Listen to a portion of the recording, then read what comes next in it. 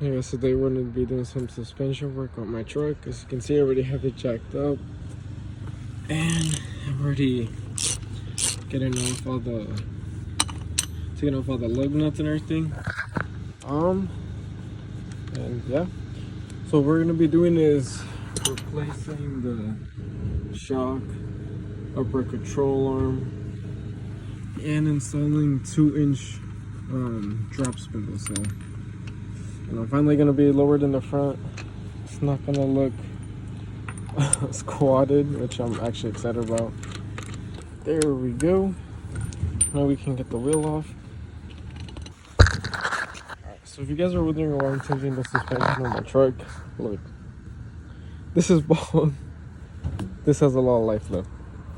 This is bald. This has a lot of life left. So we're gonna change the suspension, put these tires in the back, and swap the back ones to the front. Come over here.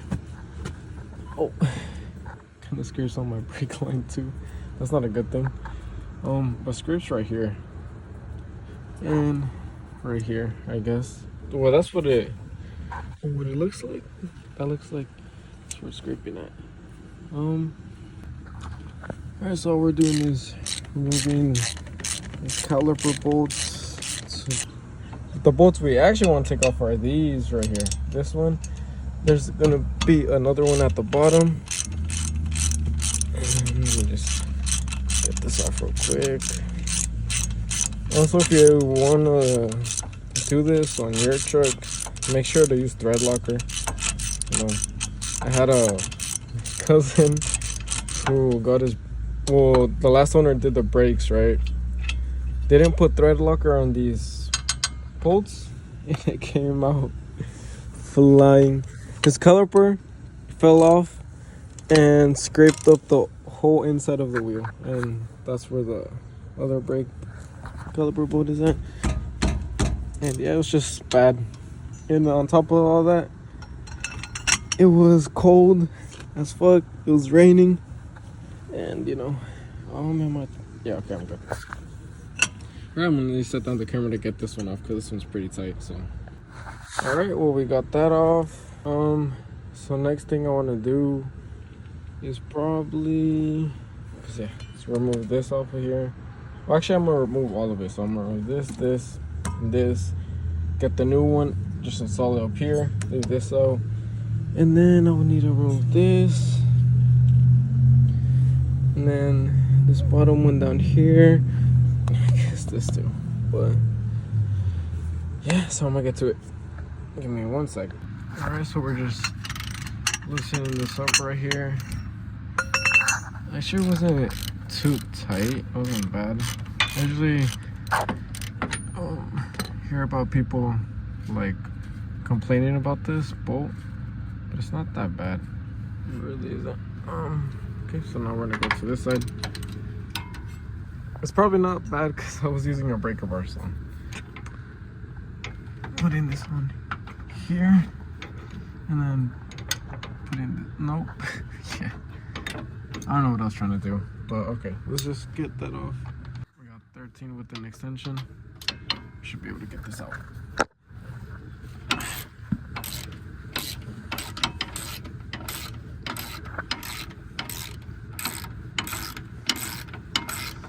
Low-key pretty.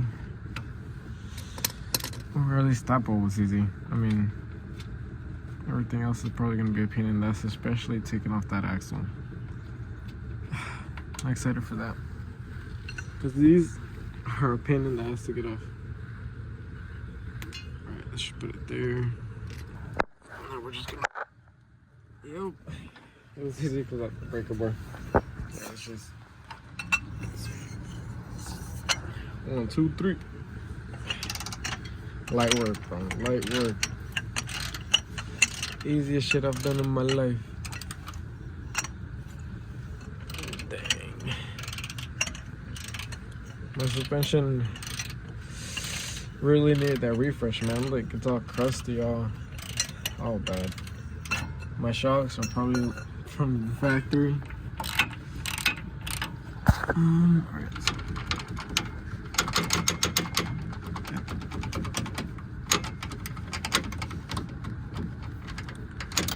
There you go.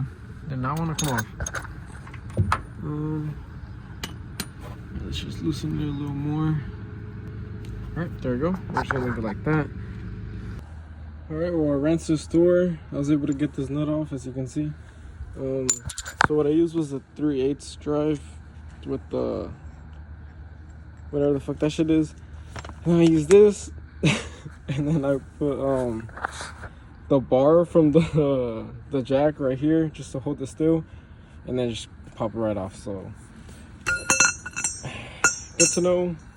That wasn't too bad. And then I also used some PB Blaster, and it just came clean off. So all right, so now I know I can start working on everything else without having to worry about that. So I'm gonna go get my trusty toolbox again. Shit back over here. Also got this one just in case, because how these are in millimeters. This is metric, so I'm pretty sure this one's like a little too big. Yeah, you see? It has like a lot of play. But the important thing is that it came out. So open this bad boy up again and get the rest of the stuff out, which shouldn't be too hard. It's just this. Okay, I don't know why the video cut off, but yes, we just need to get this one, bottom one, and obviously easier said than done. But I'm gonna start working on this. Hopefully it shouldn't be too hard. Crossing my fingers, man. Alright, so I'm currently getting this off right here. It is a 18 millimeter. I think I already got it off. It's pretty easy. We just gotta knock it back up. It's gonna be a struggle. Oh shit. My bad. I didn't mean to zoom in, but yeah, so I'm gonna knock this off, see if I can get it out. And then I'm gonna literally have to do the same with this one, and the bottom one. So yeah, just give me 1 sec. All right, so I'm getting the top one off. I'm using a 18 millimeter. These are low-key coming off pretty easily, which is nice, but obviously the bolt doesn't matter. What's more important is taking this out of this, which is gonna be a pain in the ass, but you know, just keep getting this off. And also I'm gonna have to trim this off of the new one, just because, you know, if this lowers it 2 inches, it's gonna hit on the axle. So yeah, I'm gonna have to trim that. But in the meantime, let's just keep getting this off. We'll get to we'll get to that when we'll get to that. All right, so I just got the bottom one off too. This was a 24 millimeter. The bolt's right there. And now literally all I have to do is just pop everything out, but that's gonna be a pain. So yeah, so just give me a sec while I pop all of these out, and yeah, I'll be back. Alright guys, I'm currently working on the other side. So, and yeah, so I popped these out. The way I did it was, look at the hammer. So since it has this little end right here where it's not thread or anything, I just hammered it out like that. And yeah, I mean, that's literally the only way it came off. And right now, taking off these hub bolts to take off the hub while it's here, so it can just, you know, be easier and it won't be moving around everywhere when I try to take it off. And then once I get that off, I'm going to, you know, take out the spindle and everything, and yeah, that's basically it. But yeah, I mean, hopefully smooth sailing from here, but we'll see, because the other side is a big pain. As you can see, it's kind of struggling to get it off, but using a wrench that's not even the right size, can't even get in there. But yeah. All right, so I got that one partially taken off, as long as it's not catching any threads, so when I hammer this out it doesn't, like, you know, ruin it. So now we got this other one. We're gonna take this one out, and yeah, this is the last one. Now we can start hammering this out. And if you guys see this right here, This is just right here so the hub won't go flying. So yeah. And honestly, I really recommend that. That's helped this whole entire time. Without that, I probably would have never finished this, but yeah. Alright, so as you guys can see, this is a brand new ball joint just because there's a dog over there. That's a random ass dog. I put a new ball joint because the old one, when I took it off, like the spindle came off and it just yanked down on the ball joint and it all ripped out. So put in a new one. And yes, you guys can see we have everything torn apart. I just gotta put everything back together. Yeah, that was a pain. I rented that out to get that back, like to get the old ball joint out, because it left the top part but the bottom part just ripped off. So yeah, I guess we just gotta put everything back together. Oh, also, these are a pain. The ball joints, upper, lower, whichever one you're doing, is a pain to get off.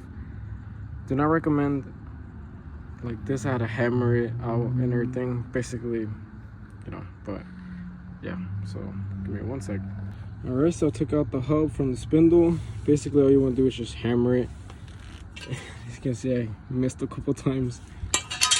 Okay, so we got that off. All the new stuff is right there. I think I'm gonna put in the new spindle first and then put up the upper. Yeah, I think that's what I'm gonna do. All right, so just give me 1 sec, because that is a heavy ass spindle. So all right guys, well, this is the finished product. Obviously this side's a little higher up because there's no gas tank, but let me come over to this side. She's sitting pretty.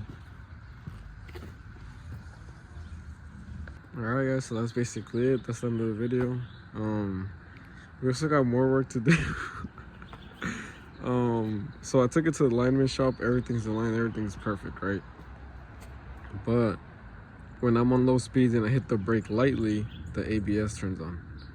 And so I already did some research, and I know it's the front sensors, the ABS wheel speed sensors.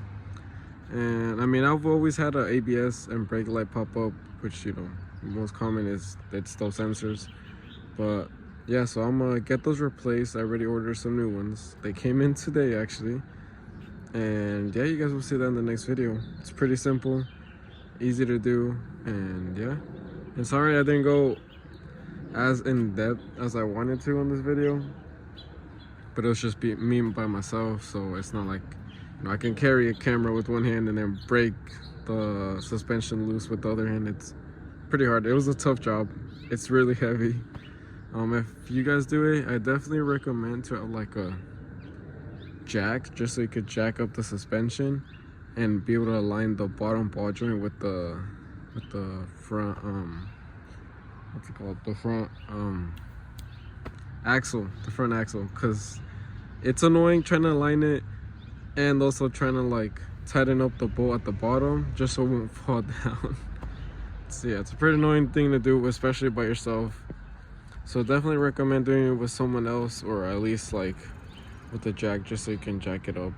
Obviously this side sits a little higher just because the gas tank's on that side. And then yeah, that's basically it. Pretty simple install. Actually, it wasn't that simple.